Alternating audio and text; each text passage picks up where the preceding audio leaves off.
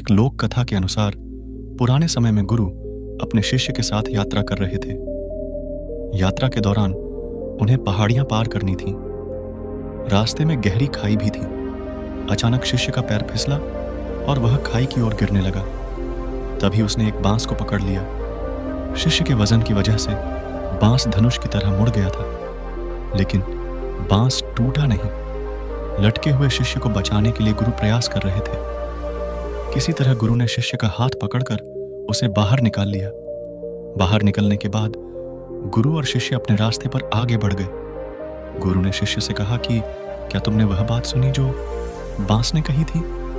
शिष्य ने कहा कि नहीं गुरुजी, मैंने ध्यान नहीं दिया। मुझे पेड़ पौधों की भाषा भी नहीं आती है, आप ही बता दीजिए।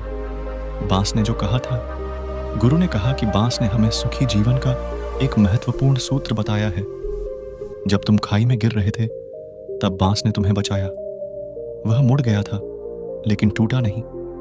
उस रास्ते में बांस के कई पौधे उग रहे थे। गुरु ने एक बांस को पकड़कर नीचे खींचा और फिर से छोड़ दिया। बांस फिर से सीधा हो गया।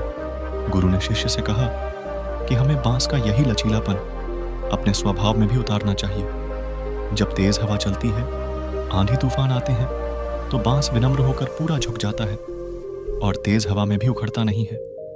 जमीन में मजबूती से अपनी पकड़ बनाए रखता है। ठीक इसी तरह हमें भी अपने स्वभाव में विनम्रता बनाए रखनी चाहिए। जीवन में जब भी हालात विपरीत हो जाए तो गुस्से से बचें और विनम्रता का गुण न छोड़ें। सही समय की प्रतीक्षा करें और जब सब ठीक हो जाए हमें फिर से अपनी जगह पर पहुंच जाना चाहिए। आपको यह कहानी कैसी लगी?